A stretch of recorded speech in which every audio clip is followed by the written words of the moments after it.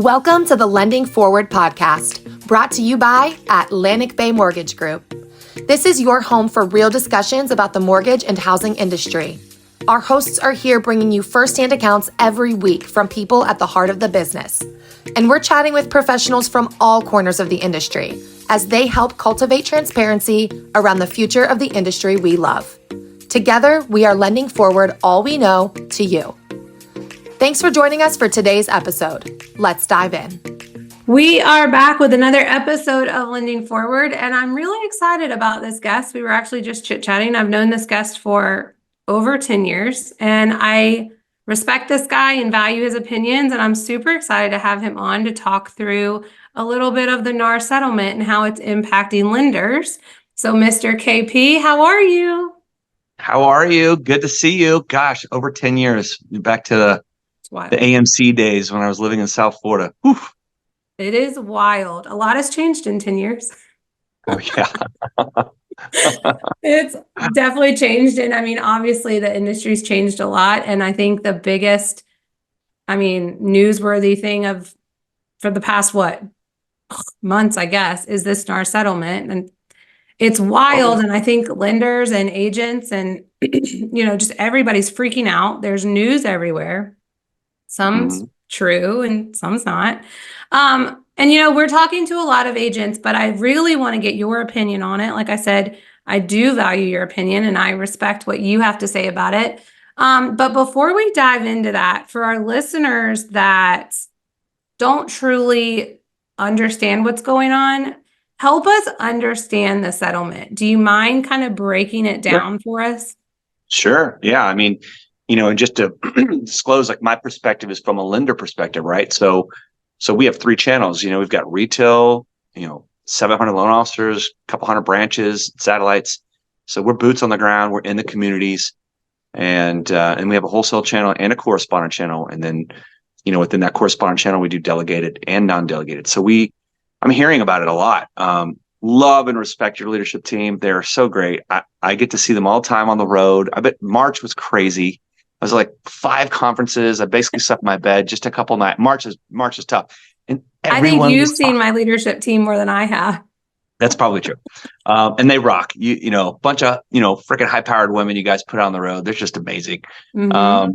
I will tell you, like, everyone's been talking about this NAR settlement because most distributed retail companies like ours together, we have originators that, work together with realtors in the community, so there's this kind of, tour de force. Like, how do you guys work together, both realtor and originator, and build the community and serve consumers and borrowers? And it got changed a little bit by the NAR settlement. I'm more of one that is saying we're going to be able to roll with this because I don't think the structure of what it gets done on the ground changed. Like, there's this army of people out there, realtors who are amazing and have so much that they do that didn't change overnight. Right. Same thing with the originator. Literally, the only thing that the headline number is insane, right? Like 420 or 60 million settlement, and all these other real estate companies, they all settle. Like, the numbers are enormous, and the headline is about commission. But it's really just a disclosure, right? So, like, if you look at a lot of regulators and what regulations is about, it's about disclosing. And so really the main thing to change is just, the selling side of a transaction cannot dictate how much the buyer has to pay in commission. You just can't put it out there. You can't have it be set in stone before you even look at it. And so, inside the MLS, like inside the multiple listing service, which is really the data set where everybody's eyeballs, whether it's on realtor.com or all these other websites out there, that media that puts out all that information, they just can't dictate the commission ahead of time. So all it does is just force a new kind of way of talking about how buy-side agents are going to get paid. And so, and there are a lot of agents that already negotiate, their fees, already, and disclose with the borrower, hey, this is how I get paid, or this is how much my time is worth. And let me tell you my value, And so it isn't like I'm 3% or else. Like, now they may say that, but the selling side can't say that to the borrower before even talking to their realtor on the buy side, right? So there's one negotiation between the buyer's agent and the borrower, and then there'll be another negotiation between that team right there when they want to make an offer on a house and the selling side, which is the seller. And if they have representation, which they should, especially now with a sell side agent. So it's just a kind of a saying, hey, this is how it's supposed to work, right? Mm-hmm. Like the size of the army, the need for the army, the boots on the ground, all the work that gets done. Like there's a lot of work that has to get done in a transaction. That did not change. I mean, it just didn't change. It's hard, especially if you're a first-time home buyer, to navigate the biggest purchase of your life. You need an agent. Yeah. So and there are better agents out there, right? And so I think this extra conversation that buy-side agents have to have now, which is like, hey, here's how much I charge you. Borrowers. Yeah, I mean, borrowers. If someone's not a good agent, like that agent needs to like sharpen their skills and kind of maybe go through a little bit more tough conversations, maybe lose some transactions because they don't have a history or they don't have a reputation built up online. So maybe the borrower is like, you know what, I don't think I want to use you. You're going to charge me what? You know what? I'm going to find someone else. So then you go, and I'll just give an example. So, I'm here in Southern California. I moved here from Fort Lauderdale 8 years ago, and the mortgage business got kind of tough the last 2 years. So I was just a little bit. Look, scooch.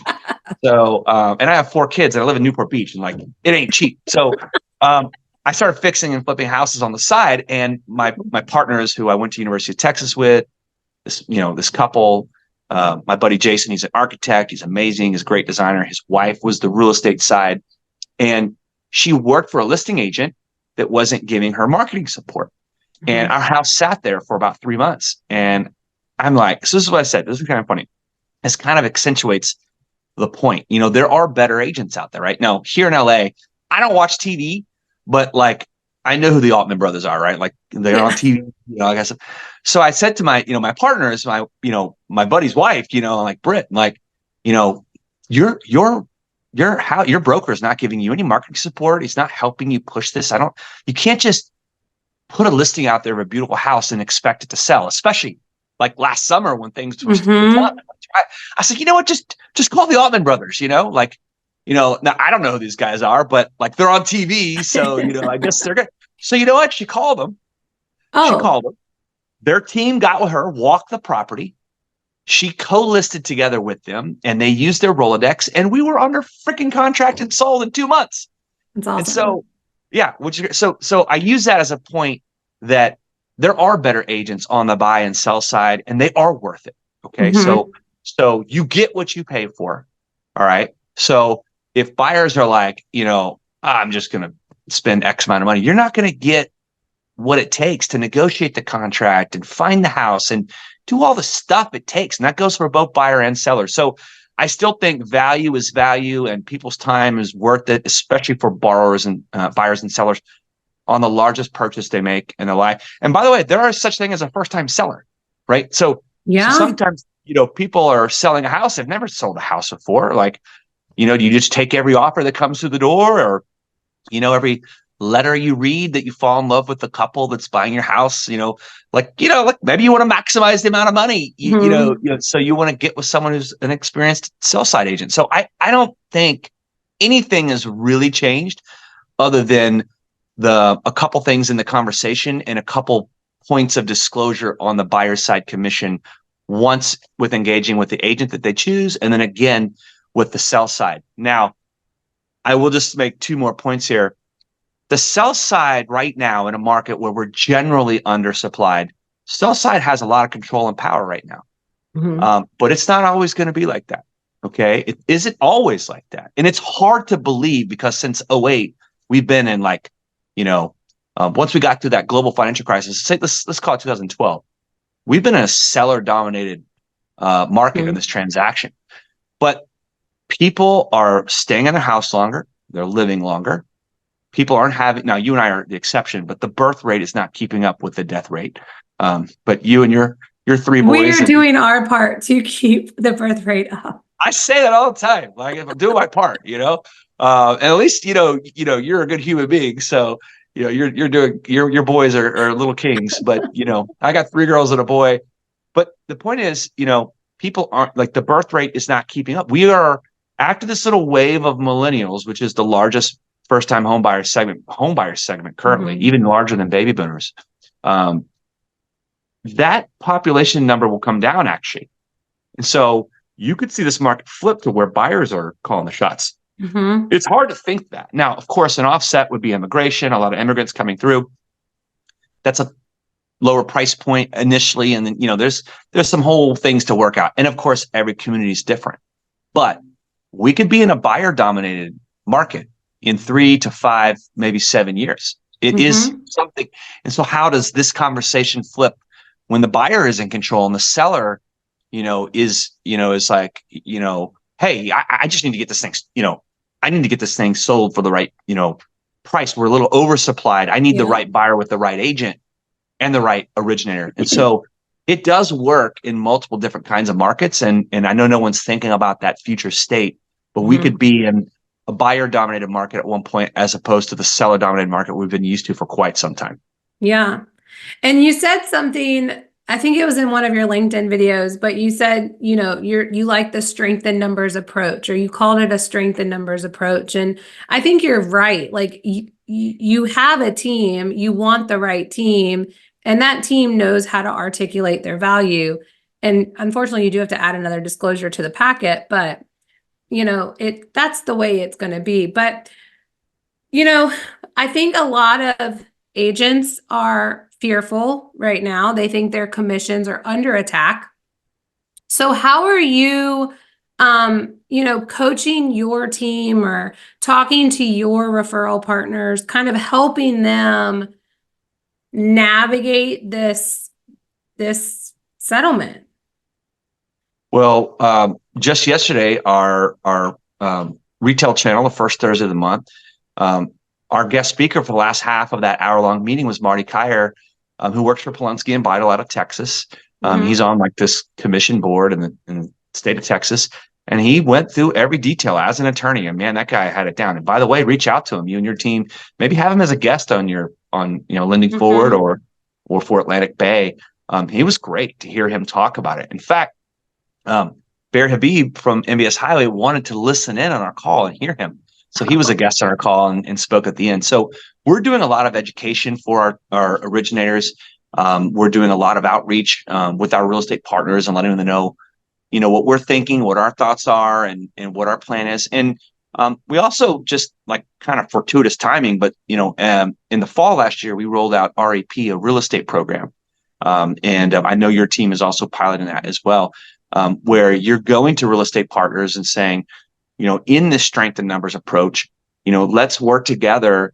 And there's even a commission element for the real estate side, right? And so if realtors think their commission is under attack, and maybe on a deal by deal basis, maybe in their market, maybe there's some savvy borrowers who are attacking their commission, and they had to kind of, maybe that happens, I don't know. We'll find out in July, right? And so this REP that we're doing, we're allowing real estate agents, if they get licensed as an originator, to take part in the commission side of it. It's not a huge program. It's not like, it sounds earth-shattering, but it's for the right relationship. It's very local. There's 1.4 million realtors out there. And that's down from, I believe, 1.8 or 1.9. The origination side, there's 50% less originators than there were 2 years ago. So again, this strength in numbers approach at the local level, for these teams to work together and empower each other, to help build their communities and serve, borrowers. It's something that is taking place. The ground has, shifted a little bit right underneath us. As we're taping, there was a freaking earthquake in New York City today. I saw that. I mean, I think God's saying something like, "Hey, y'all's crime's so bad, and the rats are too much, and y'all need to chill out. Something's going on. I'm watching anyway." We have this program. It's a small release, and we've got maybe a dozen realtors that are working on it. But it's nice to have that as an option in your back pocket to strengthen that strength in numbers approach at the local level. How is, going through, because we do have, agents that listen in, how have you seen the CE process going? Because, getting licensed as an originator and getting licensed as a realtor are very different. So how was that process for your realtor partners? Well, it's fun. I mean, that is the big differentiating factor. I mean, if a realtor wants to get paid for us in our program, that realtor must get licensed. So we're not trying to shotgun it out there and just let any realtor just make some money, because that is kind of like, remember, we have a wholesale channel, right? And a correspondent channel. And so they would feel threatened or attacked if we allowed that, and we don't. And some of our competitors do. There are some broker shops that allow that. So again, for us, it's a small batch. It's a limited release. I'm just got back from Louisville. I've got all my bourbon lingo, right? So we like for them to get licensed. We like for them to take it seriously, right? Because if not, then just 10x down and do what you do well, which is be a realtor, and we'll do the origination side. It's a very rare breed that's very good at both, but it is a co-origination. But we actually want people a license to be an originator. We don't want this to be a RESPA violation. We want them actually going through the coursework and getting done. And to your point, like it's not easy, especially someone that's not in it. Doesn't mean it can't be done. And so it is, but it is a requirement for us, which keeps the bar pretty high. It keeps it, again, a very small batch and limited release. It keeps your team at that high level, which, I think is super important, because, if both people are working your one client, you're ultimately closing that client in your name. You still want to have, the PRMG positivity. Gosh, I feel like we could go. You touched on RESPA. So let's touch on RESPA really quickly, because I think there's just so much to unpack in how this could affect lenders. And I think the piece that hasn't fully been baked out yet is like, what are the regulators going to say about this? What are the investors going to say about this? I know FHA came out with some guidance. What do you kind of see happening as far as how this could impact just lenders in general?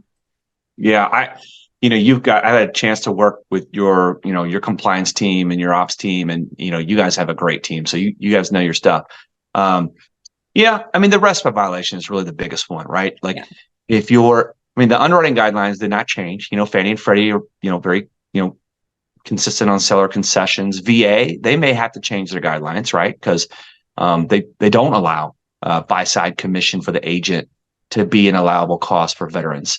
And that's tough, because, we put our veterans first, your company and ours. And, this is not fair to them to not, to only have the option to force the sell side to pay for it, because it's always been that way. Right. And so, so I think that guideline will have to change. I know the Veterans Administration is working on it. They're having internal discussions.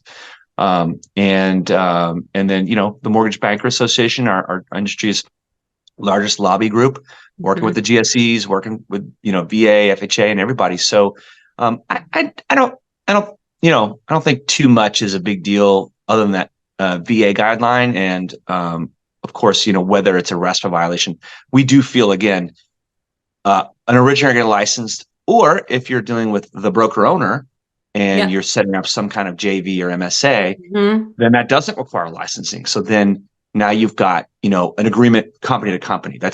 Which there's some shelter with, LLCs or S Corps or whatever. There's some corporate veil there that shields some of the liability. And so again, we'll see what the CFPB says, and who knows? I mean, the CFPB changes all the time, different administrations, different directors, and it's like, the same the rules almost never change. The enforcement does, and so, but I do know the CFPB does have consumers and, best interest in mind. And so I think the settlement, it is a protectionist ruling in the court, in favor of a consumer. And so, I will it be abused at this point? I don't think so. I mean, your company, our company, we do the right thing. We do people, Mhm.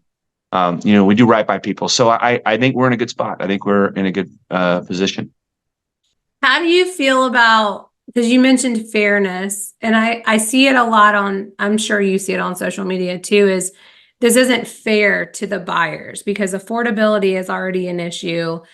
Coming up with a down payment and closing costs is already a struggle. Now we're going to tack on, buyer's agent commissions.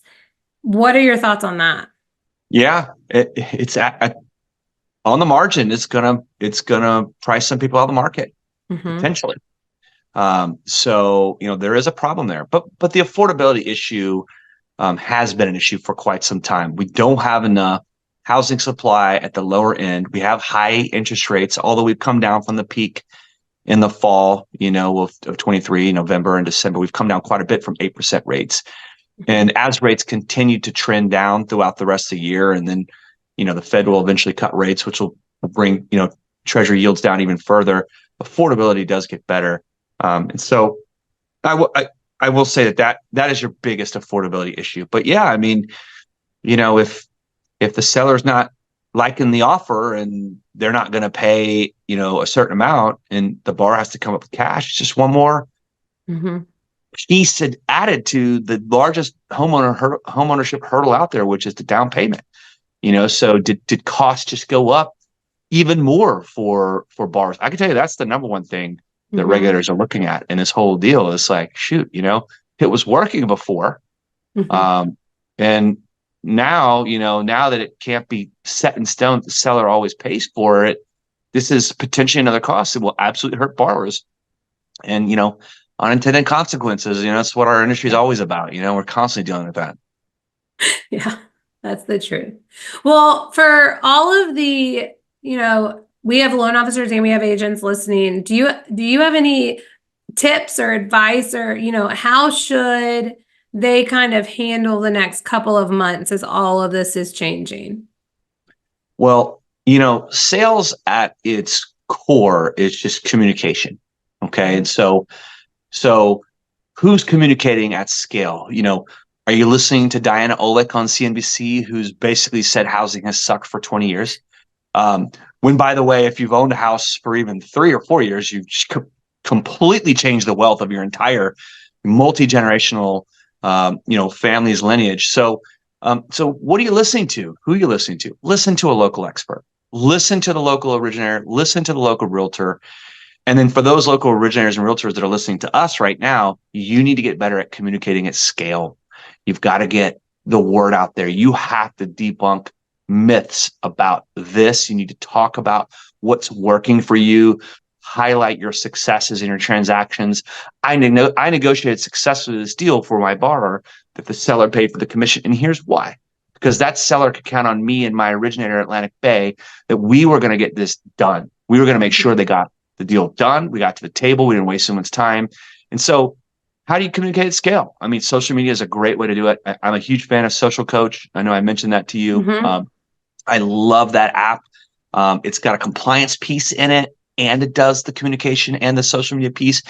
You and I can't, we got kids. We can't remember to like always post all the time, but you can schedule your posts and get some good videos cut up and some good content. And so that's still my number one piece of advice for originators and realtors is, get out there on social media. You get what you pay for on social media. You can't just stick your phone out in front of your nose and be like, hey, it's free. Well, someone's outworking you. Someone's getting more engagement because they have paid a little bit of money for a better video and a better presentation and a better way to get out the word and communicate at scale. So that's still my number one investment for realtors and originators alike. And again, just don't be quiet. Don't be a stranger. Don't be silent. Just get out there, speak. People want to hear you. You're the expert. They've got questions, and you never know who's lurking and watching and waiting to give you a transaction if you stay top of mind. And the easiest way to do that is through social media. I love that. I couldn't have paid you to say that. That was fantastic. Well, I'm going to ask you one last question because I know we're coming up on time, and we ask every single guest this one question, and you can take it however you want to take it. But how do you plan on lending it forward for the rest of 2024? Well, I think for us, we're staying purchase transaction focused. And so for us, first-time home buyers and building that trust in the community, that is the best way to grow our business long-term. So beyond 24, that first-time home buyer could become a referral source if you serve them well. Of course, they may have other properties they buy, refinances for sure, maybe even as soon as 6 payments, right? If the Fed cuts the rates and rates continue to trend down, loan amounts are as large as they've ever been. I mean, literally. Mm-hmm. So it doesn't take much. It's like maybe just a 0.5 percentage point in rate reduction to make a net tangible benefit for first-time home buyers. So we're trying to tell borrowers, get in the house now, because as soon as rates go down, there's going to be a lot more demand out there, people looking for houses, and house supply for now is very constrained in many, many markets. So don't wait, get out in the house, go get it done, consult with your local originator realtor. And again, we're just staying purchase focused. Great. I love it. Well, thank you so much for joining us on Lending Forward. We might have you back because you're so much fun. Thank you. I love the team, and thank you, Hannah. Take care of those little boys. I will. Get ready for summer. I know. I have my hands full for sure. Thanks, Kevin.